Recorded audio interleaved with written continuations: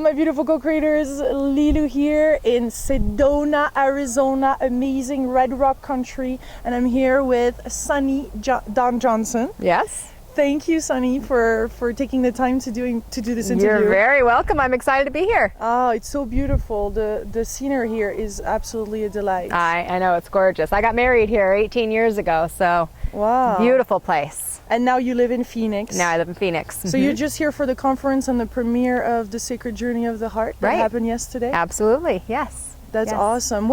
There's so many great things happening right now in the world to open the heart, isn't there? Isn't there? It's awesome. I loved being a part of that film and these workshops that we do that really just help create awareness and expand consciousness and open the heart, which is what it's all about. Sunny is a spiritual teacher. She's an intuitive, she's a medium, and travels around the world to talk and opens people's heart. And your message is a lot about self-love. It starts with self-love, doesn't it? Absolutely. Yeah, I it's my own journey to self-love from self-hatred. And I've really found that in my experience with my clients and students that once we can find that self-love, we create the most incredible things in our lives. You can't stop us. But without it, it seems to be just roadblock after roadblock. So once we open our hearts, healing happens, and then we're just such incredible creators. So where does it start, where we really are in the place of darkness or of doubt about ourselves? How do you start? I think we start with just having the awareness that that's where we are, and a lot of times when we get into that awareness, we get into judgment, and instead of it being judgment, coming into a place of acceptance that, this is where I am right now, and reaching for something that feels a little bit better than that. And I think that, all of us really innately know that we are worthy, that we are deserving, that we are source energy, but we forget it in the society that we live in and our experiences and things like that. So it's being aware that we're not there and then reaching and desiring to be there. Tell us about that self-sabotage. Where does it kick in, actually? Isn't there a moment where we start to get triggered, it gets too good, and then we put in some little spices, we spice it up? Yeah, we do spice it up, all right. Yeah, I've had a few spices in my life. That's a good way to look at it, though, because then it's not so much in judgment. It's more of, okay, there was a lesson for me to learn. I needed to have an experience. But, self-sabotage really just comes from not loving ourselves enough. It's really not tapping into that innate value of who we really are and that complete deservability. So we get to a point and it gets uncomfortable in the success or the growth, and then we stop it because, oh, maybe I'm not good enough for this. And when we get past that, when we move into that complete acceptance of, this is where I am, and sometimes I have a bad day, and sometimes I'm ornery or grumpy or bitchy or whatever it is, then that's acceptance. And when we get to that self-acceptance, it's okay to have a bad day, then it doesn't set up the sabotage, because we just allow it to be. We allow ourselves to feel through it and recognize that it's okay. It's okay. I had lots of spices in my life, and self-sabotage was one that, I was addicted to chaos and drama and pain and struggle, and through a lot of inner work, through calling on my angels and asking for help and asking for guidance and recognizing I just couldn't do it myself. I needed help, and some of that help was spiritual help, and some of that help was physical people that showed up in my life. But when I asked for help, I received it, and I received it really open-heartedly, without any judgment. And from there, my life just took off, So who are we? Who are you? Who am I? I'm a lover. I love. That's your juice of life? Yeah, that's me. I just love. I love to love people. I love to connect with people. I love to share the love I have, to witness it, to be present with it in whatever form. Nature, our animals, our kids, our friends, strangers. My innate being is love. Yeah. And all the titles that go along with that, people can choose, that might, I'm a mother, and I'm a wife, and I'm a teacher, and there's lots of other things, but ultimately who I really am is simple. So how do you open further that heart so that your true essence, your spirit can shine even further to us, and when you talk to us, we really feel your soul and we connect directly? Well, I think that it's being vulnerable. it's being present. I think that we feel truth, and when we hear something, that expands our own heart. We know truth because we feel it, and so when we feel it, that's like a, yeah, I feel that, and that expands our heart even bigger. So when we're coming like to these spiritual conferences, maybe every single speaker you're not connected to everyone, but you feel the truth for you where you are, and that expands you into greater awareness. And where you are today versus where you are in 2 years, you'll be more expanded and you'll grow and expand. So I think that we feel our heart opening, and then sometimes we get a little scared and we go, oh shit, I better put up the walls. I probably shouldn't have said that, sorry. That's me too. There is no saturation. You can be fully Oh, that's yourself. so good, because sometimes that happens. I noticed that on the movie. I'm like, am I the only one that swore? My nature. Yeah. But I think that sometimes we get a little scared, like, ooh, this, I might be uncomfortable here. I might be vulnerable here. And so we tighten up, or we put the walls up a little bit. And then something will come along that will expand us again, that will allow us to, if we can just, ask for that help or ask for that guidance or be present in our feelings, we can allow something to come in to help us to grow again. And it's hard, sometimes it's hard, especially if you don't have all the tools, Yeah. And there seems to be this place of, we have the suffering sometimes. Absolutely. And we need that to grow. Well, and a lot of times that's how we grow. Do we have to have that? Probably not. But in our human physical realm, we don't usually reach for something better until we recognize something painful or something that we don't like. And then we go, oh, this doesn't really feel good. I might want something better. But we don't usually just keep reaching for great things when we're in a great place. And a lot of times it comes back down to deserving to have it all. Yeah. Like I was having a conversation with one of my clients the other day, and she has like this great life, but in every area she has the money and the job and the car and the kids, but her relationship sucks. And she's like, well, I can't have it all. Okay, wait, who told you that? And that if that is a belief of yours, you're right. You're right. You won't have it all because you innately believe you can't. But we could change that, and then you could have it all in every aspect. You don't have to give up one for the other. And a lot of times we feel like that. We feel like we have to give this up in order to get this. And it's not about that. It's not about sacrifice. It's about expansion and love and growth and excitement and passion, So is the intuitive part a big component of that? I think it is. For me, it has been. I find that it's important for people because our spirit knows. Our spirit knows better. So our spirit knows that we can have it all. It's our ego that goes, oh, I don't think so. So when we listen to our intuition is guiding us towards greater experiences and towards wholeness and towards health and happiness and passion and all of those things we're talking about. And then our ego goes, well, maybe I can't have that, or I don't deserve that. And we're all worthy.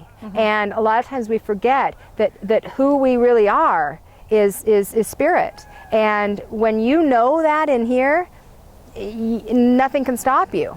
But when we forget it, which is those little seasonings of life, when we forget who we really are, that's when the drama or the chaos or the pain happens. So my intuition is very, very important to me. And I was just telling my musician earlier, Chris, she does my music for me in my workshops and things. I will trust my intuition over anything. If my intuition said, jump off this mountain, I will jump off that mountain before 100 people said don't. Because I so know that it is always right for me. Now, there are times when I can be cloudy. I think we all can, depending on where we're at and what's going on in our lives. But when I feel that. So it's here for you. I feel it in my gut. I know. There's no doubt. And it doesn't matter to me what anybody says, and even what the physical evidence might show in my environment. I trust that because I know my spirit is speaking to me. And I haven't always been that way. I've had lots of opportunities where I kick myself in the butt afterwards because I'm like, I knew, And it took many series of events, but one of them was with my son. I knew something was wrong with him, and I called the doctor and told them I need to have an emergency C-section, and they said, we don't do those a month early. There's nothing wrong. And I said, listen, there's something wrong. And I had such a gift because this doctor listened. And when he was born, the cord was wrapped around his neck twice. He was blue. They didn't know if he was going to live. And he's perfect and fine. You saw him last night. And that was one of the times where I was like, okay, that's it. I'm just always going to listen, because when I don't, I could have lost that child had I not. So that's close. That's the premonition. Absolutely. Is that the same for you? Well, Premonition and the intuition? premonition would have been had I had a feeling or a dream that I was going to lose the child, so I would have had the actual manifestation of what was going to happen. I didn't know what it was. I just knew something was wrong and he needed to come out. Yeah. So that was the difference between the intuition and the premonition. Yeah. So how can we apply this in our own life? How can we grow our intuition, or how can we? Is that like a muscle? It is. It's exactly like a muscle. It's practice. It's listening to it. You know, when my kids were young, I played games with them. You know, intuition games. You know, what color is your teacher's shirt going to be? Or you know, flip a coin and you feel if it's heads or tails. Don't guess. Wait till I flip it and feel. Or I used to have different colored pieces of paper, and I'd hold on to one and I'd send it to him. And my older son never ever was wrong. Never.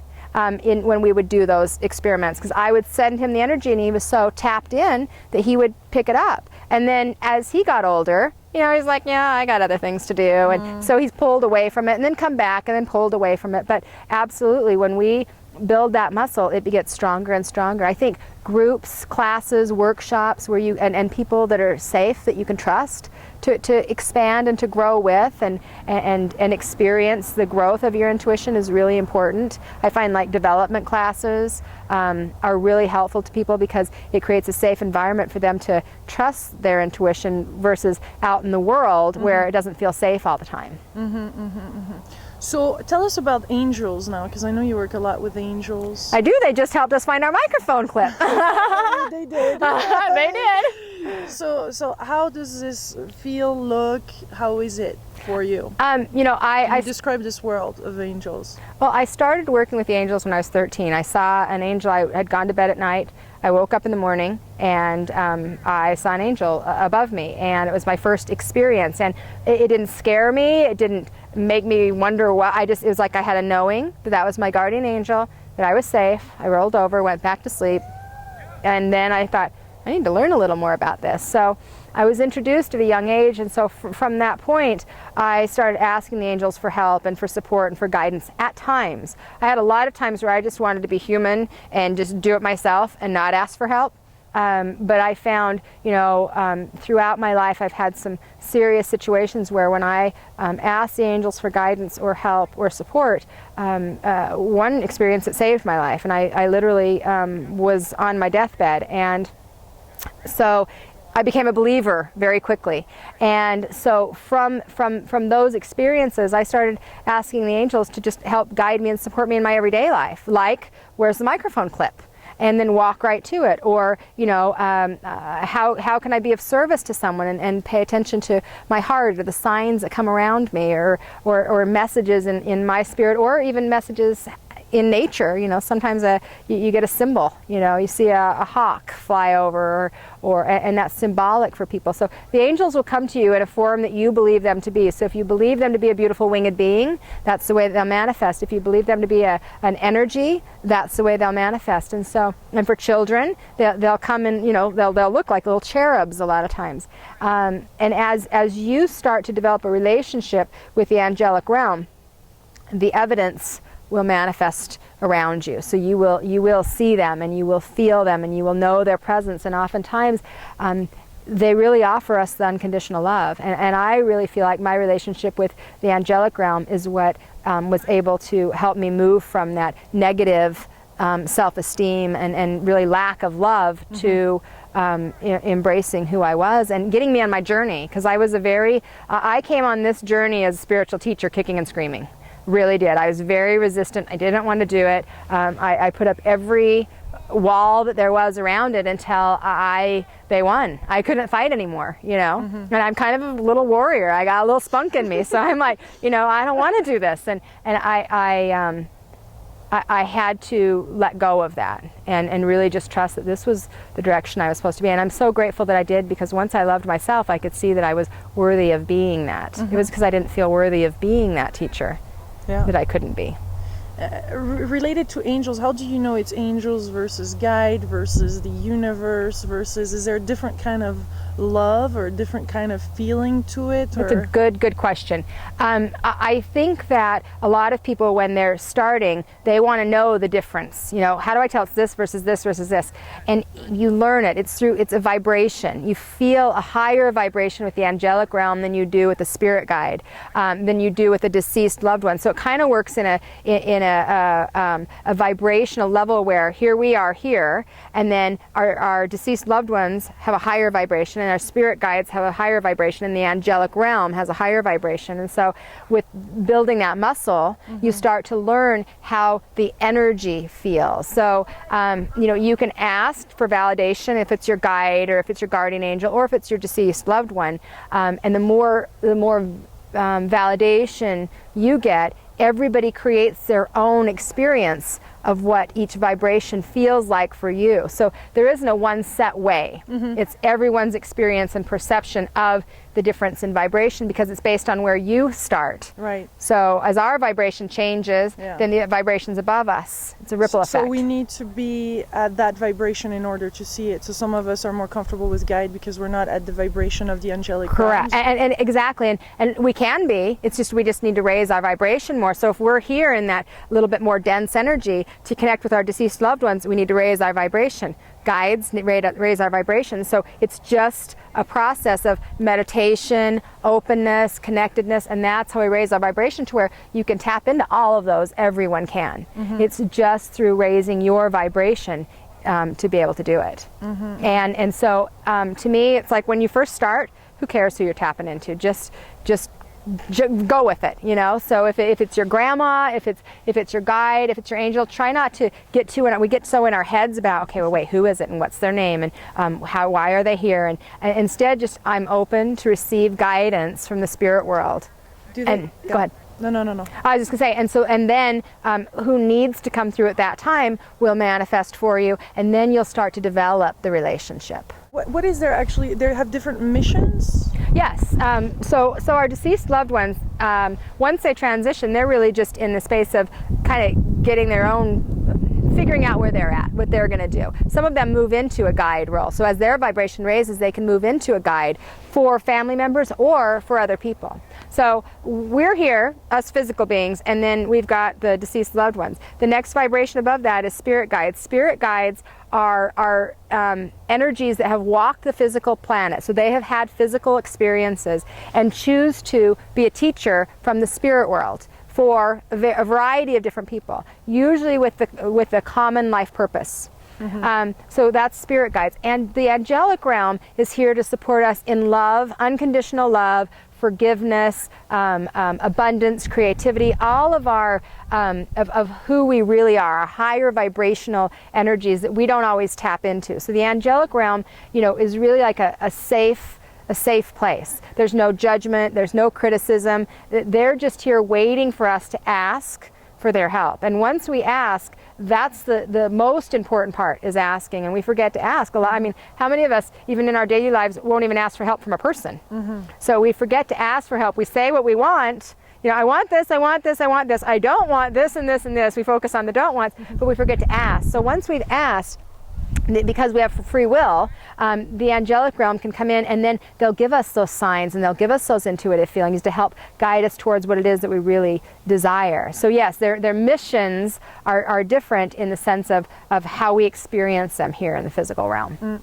Because I asked for an army of angels. I had the angels. I said, come, I need an army on the Juicy Living Tour. And then I said, you need to organize a little bit here, because you're many of you guys.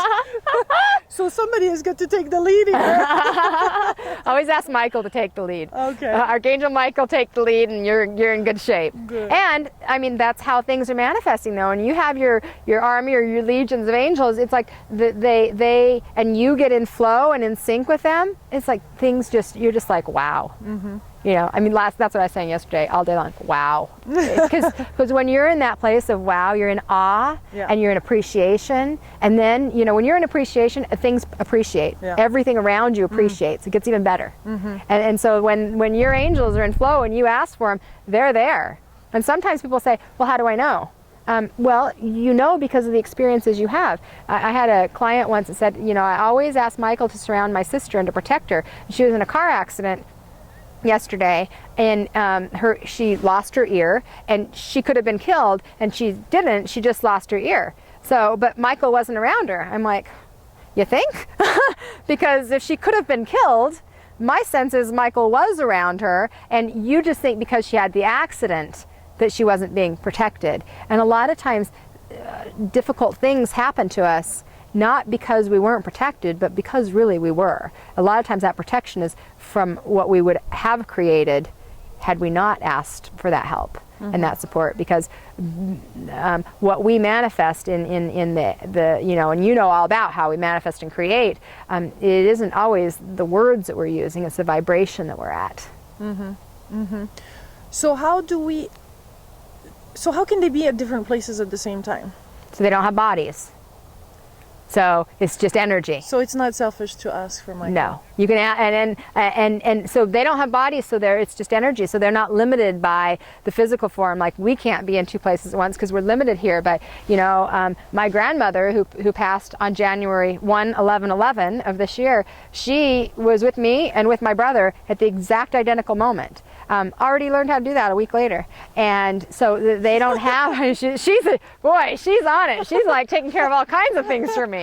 I got a new angel of my own, but so they aren't limited by this physicalness, and that's hard for us sometimes to remember in our human form that, oh, wait a minute, they can be with all of us, and absolutely, and call on them as much as you can, as often as you can, because when you do, your life starts to change. You know, if we would have had this interview 20 years ago, you wouldn't recognize me. I was in a very bad place. I had I was a teenage pregnant mom, single mom, in a relationship with an alcoholic. I lived in a shack. I was on food stamps and welfare, and really just, I had no value because somebody that lives in that environment doesn't. And nobody would even know that is who I was. And that's why when you ask for that help and you allow it in, that's an important part, receiving. So we can say, hey, I want it, but we can stand like this the whole time. So, hey, I want it and I'm open to receive it. That's probably the biggest affirmation that's changed my life. Since I've been 19, I started saying I'm open and receptive to all that is good, and I open my arms wide. And I love that when you said, we're in Sedona, open my arms wide, because that, I open them as big as I want it. And I used to open them like this, and then like this, and I started getting more comfortable with, hey, I'll take it all. I'll take all the help I can get. I appreciate it all. I'm open to all of it, and let it move through me. And so tell us, how can we raise our vibration? You know what? It is so simple, and yet people have such a struggle with it because they think it has to be, you know, you have to meditate for an hour a day or whatever. And raising your vibration is about joy. Joy is what will raise your vibration faster than anything. So anything that you enjoy, nature, that will raise your vibration. Dancing, raise your vibration. Singing, raise your vibration.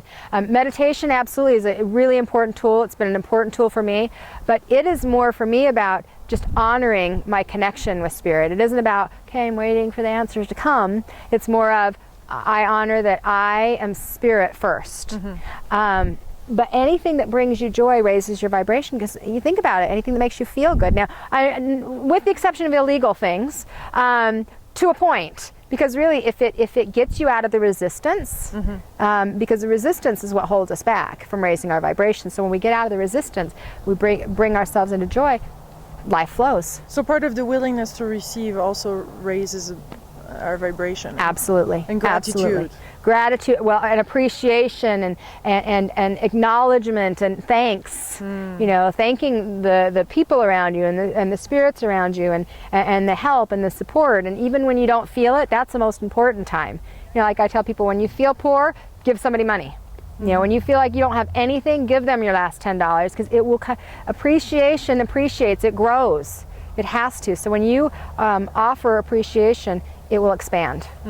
And it's hard to do that when it's your last $5. I've been there. I totally get it. But that $5 will expand, or that $500, or whatever it is. And I'm sure you're experiencing that in your leap into faith. Yeah. You know, Yeah. and how it's just that it just flows as you stay in your heart space, which you're such a heart person. You are, you really, your heart's moving you. And that's why everything is happening, because you're in that state of appreciation, and why it will continue, and that little tour bus is coming. Yeah. What's interesting is the step that we have to first do, Yeah. isn't it? I very much appreciate spending this time with Oh, you. you're welcome. It was my pleasure. And I'm so grateful that we get to share this with the world. Yeah, it's awesome. This is Sunny Dawn Johnston, and you have a center actually in Phoenix where people can come. I do. I have a healing center, it's actually in Glendale, Arizona. And then I teach workshops all over. We'll be in Chicago a couple times this year. That's what I wanted to ask Yeah, you, we'll with be, Positive Focus. Yeah, we'll be with Positive Focus on September 11th. Wow. So we'll be doing a heart opening day there. And I love Chicago, so I'm hoping to come back and do a retreat there, actually. And so I travel all over and do workshops, and then I also, all the classes that I offer at my healing center, we have available online. So people can actually, you know, I have a lady from Iceland that was taking one of my classes a couple weeks ago, and so anybody can participate in our classes wherever in the world they are. That's wonderful to make that available. Yeah, it's very cool. I'm so excited to be able to. Yeah. Thank you. You're very welcome. You're very welcome. Thank you. And you guys, if you want to see more interviews, you can go to juicylivingtour.com. It's a 12-month tour. We're just at week number 1. Actually, Wow. Day 12. It started when your grandmother crossed over. Oh, 11111. Yeah. Yeah, that's a great gateway. Yes. Yeah, in and out. So we send you much love, and looking forward to connecting with you again in Phoenix. this Yes, time. absolutely. Very cool. Thank you. Thank you.